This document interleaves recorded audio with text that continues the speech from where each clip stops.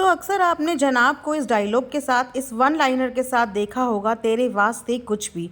और तो और इन्होंने अपने न्यू बॉर्न बेबी को तक एक ऐसी टी शर्ट पहना दी थी जिस टी शर्ट पे लिखा हुआ था तेरे वास्ते कुछ भी। इसका सीधा सीधा मतलब यही होता है कि जिस तरह पिपिका मैडम ने जनाब के लिए तेरे वास्ते कुछ भी कर दिया, उसी तरीके से पिपिका मैडम अपने नक्शे कदम पे अपने छोटे जनाब को भी लेके जाने वाली हैं। लेकिन एक बात मुझे समझ में नहीं आती कि हस्बैंड होने से पहले एक लड़की के मल्टीपल रिश्ते होते हैं और बहुत ही खूबसूरत खूबसूरत रिश्ते होते हैं।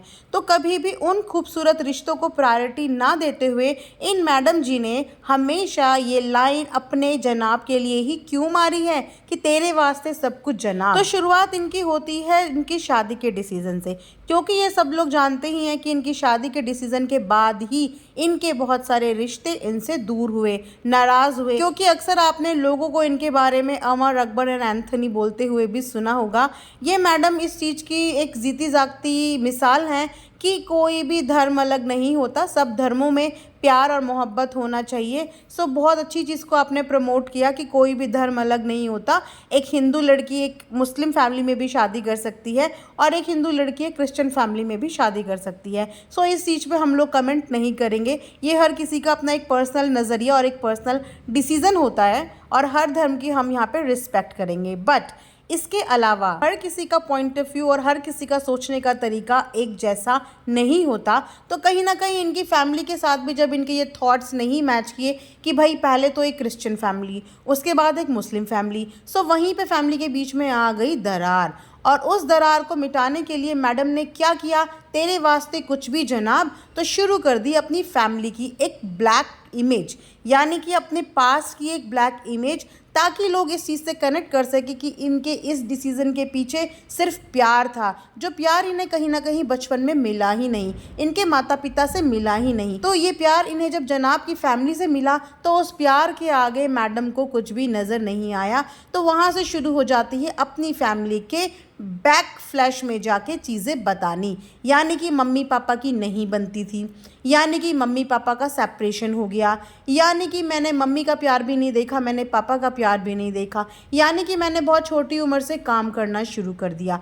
तो इन सब चीज़ों में नेगेटिव इमेज किसकी बनी, इनकी मम्मी एंड पापा की। अपने मम्मी पापा की बैक हिस्ट्री तक इन्होंने आके मीडिया के आगे रिवील कर दी। लेकिन इन मैडम से जब इनकी बैक हिस्ट्री पूछी जाती है, इनका पास्ट पूछा जाता है, तो आपने अक्सर इनको मीडिया के आगे भड़कते तड़कते हुए देखा होगा। आप इनके जेस्चर नोटिस करना, यहाँ तो बात सिर्फ पास्ट की हो रही है। अगर इनसे कोई ऐसे भी कोई नॉर्मल क्वेश्चन कर देता है ना, तो इनका आप रिएक्शन उस समय पे देखना कि ये किस तरीके से भड़क जाती हैं। सिर्फ यहाँ पे मैं एक क्वेश्चन पूछना चाहूँगी कि जब ये अपने परिवार की प्रिवेसी को लेके, अपनी खुद की पर्सनल लाइफ की प्रिवेसी को लेके इतना ज़्यादा कंसर्न है, तो ये कंसर्न इनका अपने पेरेंट्स की प्रिवेसी को लेके क्यों नहीं था?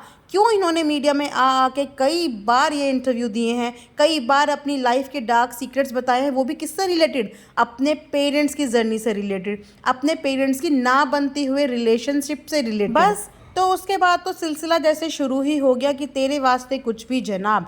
उसके बाद कई दोस्त आए, कई दोस्त टूटे, कई दोस्त यूज़ हुए, कई दोस्त रूठ के गए, लेकिन पिपिका मैडम कभी बॉदर नहीं हुई अपने किसी भी रिलेशनशिप को वापस से जोड़ने के लिए, क्योंकि तेरे वास्ते कुछ भी जनाब। हस्बैंड वाइफ के बीच में प्यार होना कोई गलत बात नहीं होती, अंडरस्टैंडिंग होना कोई गलत बात नहीं होती, लेकिन जो रिलेशनशिप इनकी नज़र आती है वो रिलेशनशिप प्यार मोहब्बत से ज़्यादा इनसिक्योरिटी नज़र आती है। इनसिक्योर, इतनी इनसिक्योर साउंड करती हैं ये मैडम कि अगर मैंने एक भी चीज़ जनाब के लिए नहीं की या मेरा एक भी पॉइंट से जनाब हर्ट हो गए तो जाने क्या से क्या हो जाएगा। जिस तरीके से ये अपना एक एक हफ्ते का व्लॉग एक दिन रिलीज़ करते हैं, वो भी 15 मिनट के अंदर ये अपने पूरे 10 दिन का कंटेंट दिखा देते हैं और सिर्फ ज्ञान और लवी डवी मूवमेंट। तो आप लोग मुझे बताओ कि इनका क्या ये कंटेंट रियल होता है? क्योंकि ये कंटेंट वेल तरीके से एडिट हुआ होता है, उसी को दुनिया के आगे पेश कर दिया जाता है, जिससे इनके लोग इनके डाई हार्ट फैंस बन गए हैं। लेकिन फैंस को यहाँ पे समझने की ज़रूरत है कि ये पूरा एक व्लॉग 10 दिन का, कभी कभी एक हफ्ते का होता है, जिसमें से सिर्फ प्यारे प्यारे छोटे छोटे मूवमेंट 2-2, 3-3 सेकंड के आप लोगों के आगे दिखा दिए जाते हैं, जिससे आप लोग समझते हैं वाओ कितने आइडल कपल्स हैं, वाओ कितनी आइडल फैमिली है।